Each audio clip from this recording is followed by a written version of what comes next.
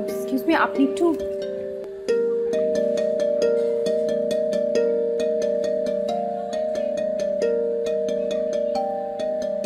রাশিদ, তুমি তুমি এখানে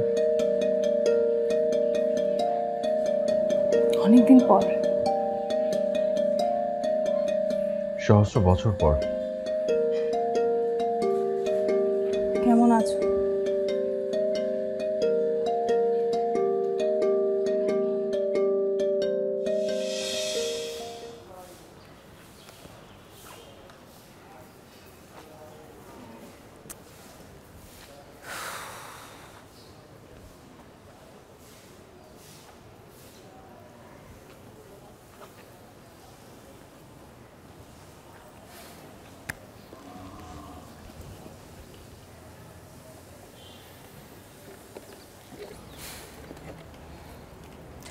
আজকেও লেট?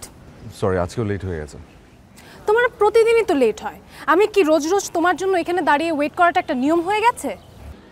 ওরে বাপরে বাপ, তুমি তো প্রচণ্ড রেগে আছো। আচ্ছা ঠিক আছে, কি করলে রাগ কমবে সেটা বলো। আমার তোমাকে মারতে ইচ্ছা করছে। ঠিক আছে, মারো মারো, মারলে যদি রাগ কমে মারো। সত্যি? হ্যাঁ। মামা, আপনি যদি তাকান। আরে সিরিয়াসলি তুই সত্যি সত্যি রাস্তার মধ্যে মারবে নাকি? আশ্চর্য তো। আচ্ছা মাপ চাইছি, আর জীবনে কোনোদিন লেট করবো না। এবার উঠো, রিক্সায় উঠো। বলো আগে লেট করবো না। আচ্ছা জীবনে কোনোদিন লেট করবো না, প্রমিস, আল্লাহর কসম। উঠো। ফাইন। আজকে কেন লেট হলো? জ্যাম। জ্যাম? প্রতিদিন একটা এক্সকিউজ, জ্যাম। একদিন একটা সময় জ্যামে আমি পড়ি না। না, অবশ্যই ঠিক আছে।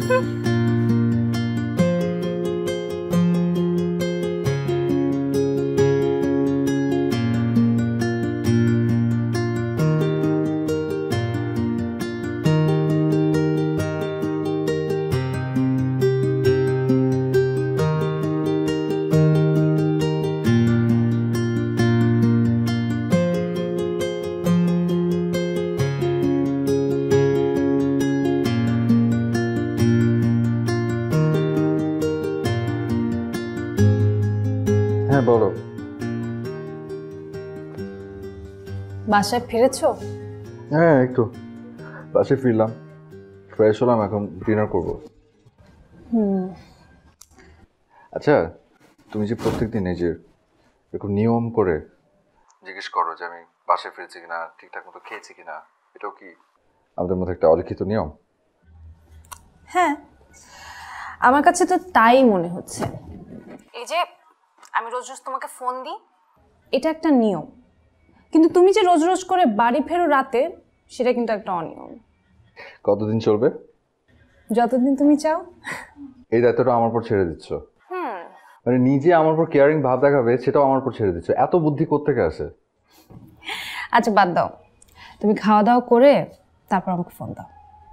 ঠিক আছে, ফোন দিচ্ছি। Love you. এই হুটহাট করে লাভ ইউ বলবে না তো, আমার কেমন লজ্জা লাগে। Love you. আচ্ছা আমি রাখছি।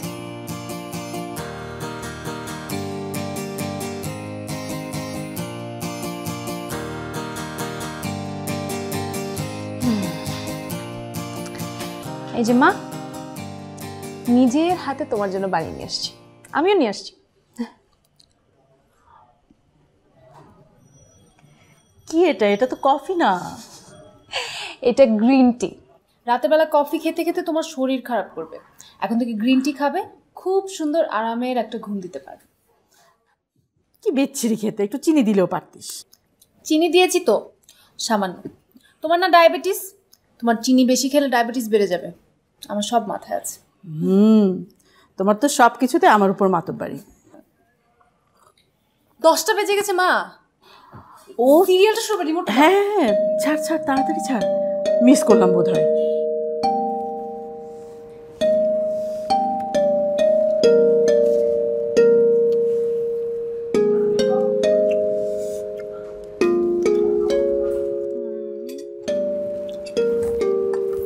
আচ্ছা রাশেদ, আমি একটা জিনিস নোটিস করলাম, আমরা যতবারই রেস্টুরেন্টে আসি সবসময় এই টেবিলটাতে কেন বসি?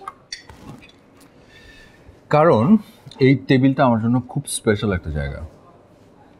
এই টেবিলে আমাদের প্রথম দেখা।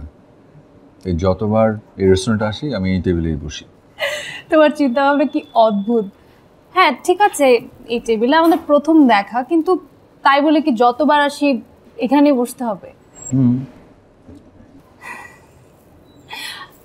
আচ্ছা মনে করো ওরা ওদের রেস্টুরেন্টে পুরো ডেকোর চেঞ্জ করে ফেললো, এই টেবিলটাকে এখান থেকে সরিয়ে ফেললো, তখন কি করবে? তখন এই রেস্টুরেন্টটাই কিনে ফেলবো। তুমি পারো, রেস্টুরেন্ট কিনতে হবে না।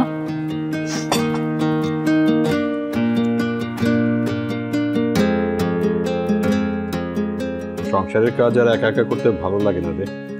একা একা মানে? তুমি একা একা কোথায় করছো? আমি তো হেল্প করছি। এই হেল্পটা কে চাইছে?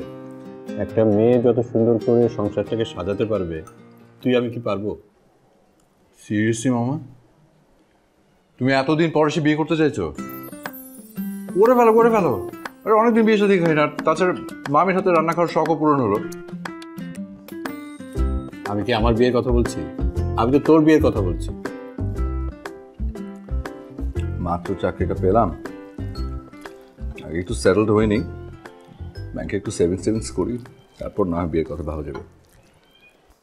শোন, একটু সেভিংস করি, একটু সেটেল হই, এই চক্করে পড়ে আমার নিজেরই বিয়ে করা হয়নি। তুই ভাগ্নে এই কাজটা করিস না। আচ্ছা, বাসার মধ্যে কী দিয়েছো বলতো?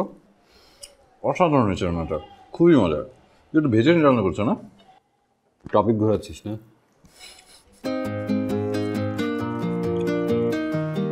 খাও খাও।